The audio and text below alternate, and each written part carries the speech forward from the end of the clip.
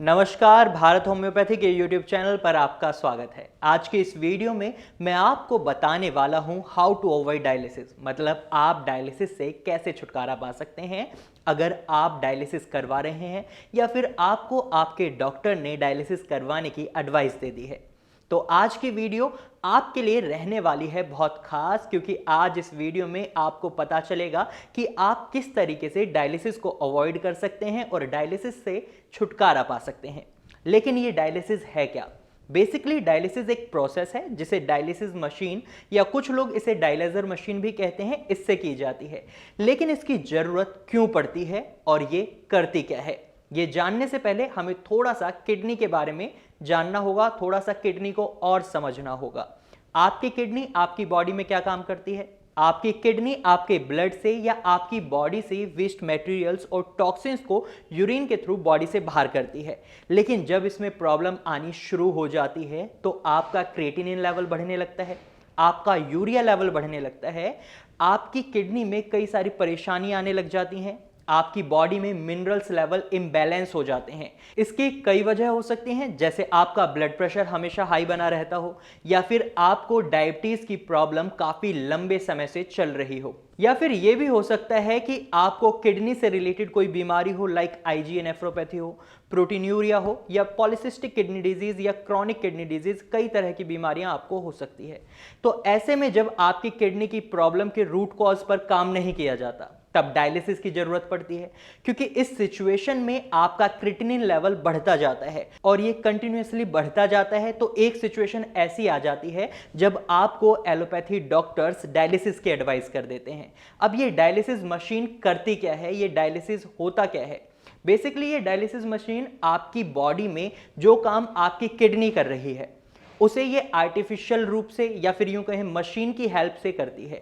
ये आपके ब्लड से टॉक्सिन्स को रिमूव करती है, लेकिन जब ये आपके ब्लड से टॉक्सिन्स को रिमूव करती है तो ये कुछ जरूरी मिनरल्स को भी आपके ब्लड से बाहर निकाल देती है, जिस वजह से आपकी बॉडी को जो जरूरी मिनरल्स की रिक्वायरमेंट है वो पूरी नहीं हो पाती और वो कमजोर होना शुरू कर देती है। तो आपको थकान बनी रहती है। कई बार देखा जाता है डायलिसिस पेशेंट्स की सिचुएशन ऐसी हो जाती है कि वो खुद से खड़े नहीं हो पाते, बैठ नहीं पाते, बैठना और उठना उनके लिए काफ़ी मुश्किल हो जाता है।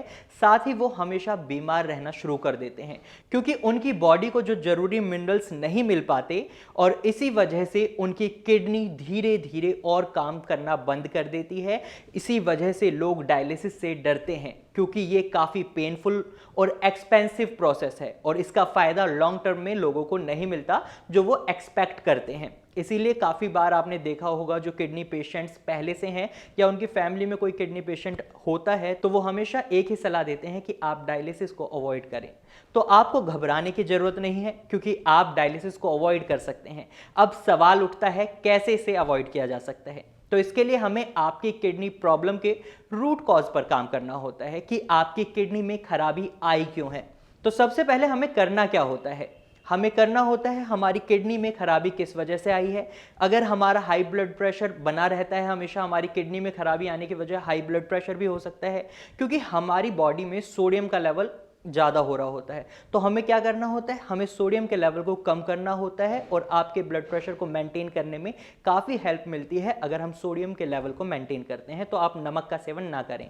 वहीं अगर आपका शुगर लेवल हाई रहता है तो आपको क्या करना है? आपको अपनी डाइट से शुगर को अवॉइड करना है। इस तरीके से भी आप अपने शुगर लेवल को डाउन कर सकते हैं, मेंटेन कर सकते हैं और आप किडनी में होने वाली बड़ी समस्या से बच सकते हैं।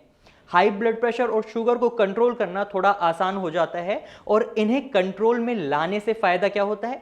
किडनी को और नुकसान नहीं पहुंचता। होता क्या है, जब आपको पता चलता है कि आपकी किडनी बीमार है और उस टाइम आपका क्रिएटिनिन लेवल क्या होता है? 1.5 या 2 के अराउंड होता है। ऐसे में अक्सर पेशेंट्स एलोपैथी ट्रीटमेंट को चूज कर लेते हैं और रिजल्ट्स क्या होता है? डायलिसिस। क्यों होता है ऐसा? ऐसा इसलिए होता है क्योंकि आप जो मेडिसिन ले रहे हैं उसमें आपको किडनी की दवाई नहीं मिलती। आप इसके लिए क्या करें? आप अपना मेडिसिन प्रिस्क्रिप्शन उठाएं और उसे गूगल कर सर्च करें कि उसमें जो जो दवाइयां हैं, आप देखेंगे आपको उसमें बीपी की मेडिसिन मिलेंगी, शुगर की मेडिसिन मिलेंगी और दूसरी कई बीमारियों की मेडिसिन मिलेंगी, बट किडनी की कोई दवाई नहीं मिलेगी, क्योंकि एलोपैथी में किडनी डिजीज को ठीक करने की कोई मेडिसिन अभी तक बनी ही नहीं है। ऐसे में आपको होम्योपैथी ट्रीटमेंट चूज करना सही रहता है, क्योंकि होम्योपैथी ट्रीटमेंट ही आपको डायलिसिस से छुटकारा दिलवाता है और दिलवाएगा भी। क्योंकि भारत होम्योपैथी में जब पेशेंट्स आते हैं तो हम देखते हैं कि उनकी किडनी में खराबी किस वजह से आई है, साथ ही उनकी किडनी की वर्क एफिशिएंसी को बढ़ाने पर भी हम जोर देते हैं, ताकि पेशेंट्स का क्रिएटिनिन लेवल डाउन हो जाए, यूरिया लेवल नॉर्मल हो जाए और इसके बाद पेशेंट्स को डायलिसिस की जरूरत ना पड़े। इसे इस तरीके से समझते हैं जैसे कई बार किसी वजह से किसी इंसान की एक किडनी खराब हो जाती है तो उनकी एक किडनी बाहर निकालनी पड़ती है, लेकिन उनकी बॉडी में क्रिएटिनिन लेवल नहीं बढ़ता और ना ही यूरिया लेवल बढ़ता।